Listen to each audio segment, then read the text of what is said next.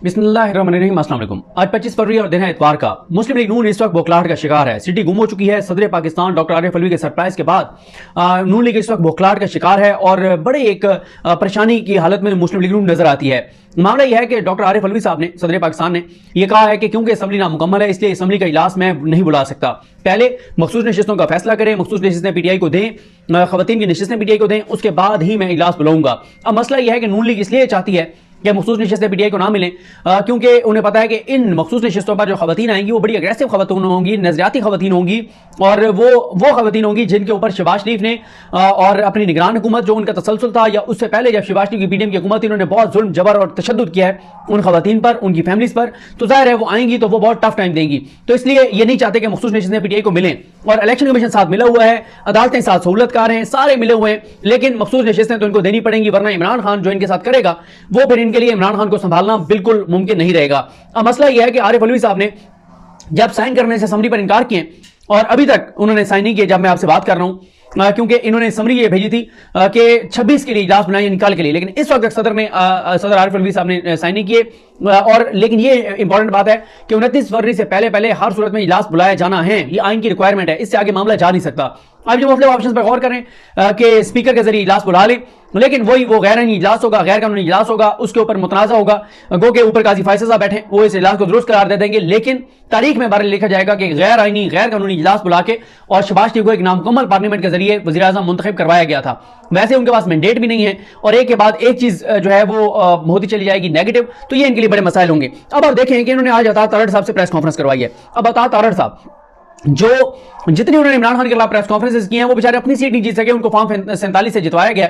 ये सीट भी जिस दिन किसी जज ने अपने हलफ पे 3% भी अपने हलफ पे उसने अमल कर लिया और उसमें थोड़ी सी भी 1% भी खुदा खौफी हुई कि उसने मरना है और अल्लाह को जवाब देना है, तो ये सीट अता तारड़ साहब की जाएगी। अब अता तारड़ साहब हैं आज तक ये नून लीग हक में को बयानी नहीं बना सके, इमरान खान के खिलाफ बयानी नहीं बना सके, बल्कि इन लोगों की नफरत में इमरान खान को वोट ज्यादा पड़ा है। इमरान खान की मोहब्बत है लोगों में लेकिन इनकी नफरत ज्यादा है। और मैंने कई जगहों पर देखा है कि अता तारड़ साहब हों, मरियम औरंगजेब साहबा हों या इस तरह के जो 2-3 और किरदार हैं चाबी वाले खिलौने, जैसे ये प्रेस कॉन्फ्रेंस करने के लिए आते हैं तो लोग जो है वो टीवी बंद कर देते हैं। वैसे टीवी आजकल नहीं देखे जाते और अगर कोई देख भी रहा हो तो वो बंद कर देते हैं चैनल कि ये चेहरे लोग सुनना ही नहीं चाहते, इनको देखना ही नहीं चाहते। तो अब अता तारड़ साहब से प्रेस कॉन्फ्रेंसेस करवाई जाती हैं। अता तारड़ साहब की प्रेस कॉन्फ्रेंस किसने बयानियां बनाना है, उल्टा लोगों में अता तारड़ साहब हों, मौलाना ताहिर अशरफी हों, ये लोग आगे अगर किसी की तारीफ करेंगे तो यकीन करें उससे लोगों की मुखालफत शुरू हो जाएगी। ये किसी अल्लाह के वली की आगे तारीफ करेंगे ना कि वो फलाना अल्लाह का वली बड़ा जबरदस्त आदमी है, तो लोग उस अल्लाह के वली के खिलाफ हो जाएंगे कि यार इसका मतलब है वो बंदा ठीक नहीं है, हम तो उसे अल्लाह का वली समझते थे कि वो नेक आदमी है, लेकिन क्योंकि अता तारड़ ने उसकी तारीफ कर दी है, क्योंकि ये एक और जो किरदार है मुर्तज़ा सुलंगी ने तारीफ कर दिया है, मौलाना ताहिर अशरफी ने जो उसकी तारीफ कर दिया है, मरियम औरंगजेब ने उसकी तारीफ कर दी है, तो लोग उसकी मुखालफत शुरू कर देंगे कि ये बंदा ठीक नहीं है। अगर ये बंदा ठीक होता तो ये 4-5 जो किरदार हैं चाबी वाले खिलौने ये तो इसके हक में नहीं हो सकते थे। अब अता तारड़ साहब ने जो प्रेस कॉन्फ्रेंस की इसमें बड़ी इंटरेस्टिंग चीजें कहते हैं कि मैं हैरान हूं कि कौमी असम्बली के इजलास पर अभी तक की समरी पर अभी तक सदर मुमलिकत ने कोई फैसला नहीं किया। वज़ीर आज़म हाउस की तरफ से एक समरी सदर को अरसाल की गई जिसमें कहा गया कि 26 तारीख बरोज सोमवार को इजलास कॉल किया जाए। इस पर अमल दरामद नहीं हो सका। सदर साहब इजलास बुलाने से गुरेजा हैं, अपनी आईनी जिम्मेदारी निभाने से गुरेजा हैं। आइन में यह बात दर्ज है कि अब इजलास नहीं बुलाएंगे तो जब इलेक्शन को 21 दिन पूरे हो जाएंगे तो इजलास ऑटोमेटिक स्पीकर बुला लेगा, क्योंकि आइन में दर्ज है कि 21वें रोज कौमी असम्बली का इजलास बुलाया जाना है और वो 29 तारीख बनती है। और आप देखेंगे कि 29 तारीख को इजलास होगा। अगर इतना ज्यादा वो आसान है स्पीकर को बुलाना तो बुला ले स्पीकर, आप क्यों सदर को धमकियां दे रहे हैं और हवाई फायरिंग कर रहे हैं? और ये चले हुए कारतूस, चले हुए हथियार, ये वो हथियार हैं जिनका कोई फायदा नहीं है। ये वो हथियार हैं जो अपनी पार्टी को फायदा नहीं दे सके, जो अपनी जात को फायदा नहीं दे सके। कोई और लोग समझते हैं कि हमें बड़ा ये फायदा देगा बयानियां बनाने में। अच्छा, लेकिन मसला यह है कि स्पीकर बुला तो लेगा इजलास, लेकिन वो गैर आईनी इजलास होगा, गैर कानूनी इजलास होगा। काजी फैसल साहब उसको ठीक करार दे देंगे, वो इसमें कोई शक नहीं है, इसमें कोई दूसरी राय नहीं है। लेकिन तारीख में लिखा जाएगा कि एक गैर आईनी इजलास था, गैर कानूनी इजलास था जिसके जरिए शहबाज शरीफ वज़ीर आज़म बने थे। उसके बाद वो कहते हैं कि हम तमाम कौमी असम्बली मेंबरान के नोटिफिकेशन हो चुके हैं, मखसूस नशिस्तों पर खवातीन और अकलियती मेंबरान के नोटिफिकेशन हो चुके हैं। पीटीआई के नोटिफिकेशन कहां है? नहीं हुए। इलेक्शन कमीशन अभी तक फैसला नहीं किया, झूठ बोला इन्होंने, गलत बयानी किया तारड़ साहब ने। फिर कहते हैं कि सदर साहब सिर्फ और सिर्फ जमहूरियत को नुकसान पहुंचाने के लिए पीटीआई के वर्कर बने हुए हैं। मतलब फॉर्म 45 के ऊपर जो जीते हुए हैं उनकी अक्सरियत को अकलियत में बदल देना यह तो मुल्क की खिदमत है। लेकिन सदर साहब जो गैर आईनी गैर कानूनी इजलास पर नामुकम्मल पार्लियामेंट के इजलास की समरी पर दस्तखत करने से इनकार कर रहे हैं, तो वो जमहूरियत को नुकसान पहुंचा रहे हैं। वाह कमाल है। सदर आरिफ अलवी गौर खान से मुलाकातें करते हैं। वो पीटीआई अरकान को ईवान सदर बुलाते हैं और ईवान सदर में उस वक्त ईवान सदर इस वक्त साजिशों का एक गढ़ बना हुआ है। यानी जब दिल करता है तो कहते हैं कि मैंने जेल में इमरान खान नियाजी से मुलाकात करनी है, जब दिल करता है रियासत मुखालिफ बयानियों को प्रमाण चढ़ाते हैं और चढ़ाते रहे हैं। मेरी समझ से बाला तरह है कि आपने ईवान सदर में रह के जो आपके बेटे अवाब अलवी ने अमेरिका की भारतीय निर्यात लोगों की जो एक डेंटिस्ट्री की फर्म थी उसके साथ जो एमओयू किया है, आप बतौर सदर उसमें शरीक रहे। मैंने मीडिया के भाइयों को के साथ वो इमेज शेयर किया है कि ये आपने जो 700 करोड़ का एमओयू किया और 700 करोड़ बटोरे हैं उन भारतीय निर्यात अमेरिकियों से जिनके साथ ये एमओयू साइन किया गया था। क्या आपको बतौर सदर ये जेब देता था? आपका मनसब इस बात की इजाजत देता है कि आप अपने बेटे के कारोबार को फरोग देने के लिए एक एमओयू साइन करवाएं? मतलब अल्लाह की शान है। अब शरीफ खानदान के जो डिफेंडर हैं तो वो आरिफ अलवी साहब पर बात करेंगे, 700 करोड़ की करप्शन के इल्जाम लगाएंगे, जिन्होंने अरबों खरबों की जिनके ऊपर करप्शन के इल्जाम हैं, जिनको अदालतों से बेइज्जत बरी करवाया गया है, जबरदस्ती बरी करवाया गया है, कवानीन तब्दील जिनके लिए किए गए हैं, जिन्होंने हुकूमत 18 माह की जो की वो इसीलिए की कि अपनी करप्शन लूटमार खत्म करे और अगली करप्शन लूटमार कर सकें। और आप जो इक़्तिदार ले रहे हैं वो आवाम के लिए थोड़ी ले रहे हैं। मुझे बताएं, ये पीपल्स पार्टी और नून लीग के जो इजलास रहे हैं, मीटिंग्स रही हैं अभी हुकूमत साजी के लिए, कहीं एक आपने सुना है कि अवाम की बात हुई हो? कहीं एक जगह आपने सुना है कि बात ये हुई हो कि हमने आगे पेट्रोल सस्ता करना है, डीजल सस्ता करना है?